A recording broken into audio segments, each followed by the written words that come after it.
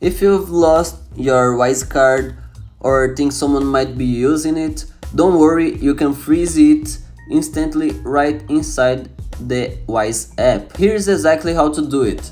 First, open the Wise app on your phone and log into your account.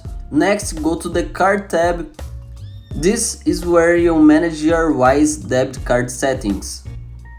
Once you're inside, you'll see your card details. Look for the option that says freeze card or a toggle switch next to your card status and tap unfreeze. That's it, your card is now instantly frozen, and when a card is frozen, no payments, withdrawals or online transactions can go through. This helps protect your money if your card is lost or stolen. If you later find your card, you can simply go back to the same selection and tap unfreeze. The card will start working again immediately. If you believe your card details were compromised, it's safer to order a replacement card instead of unfreezing it.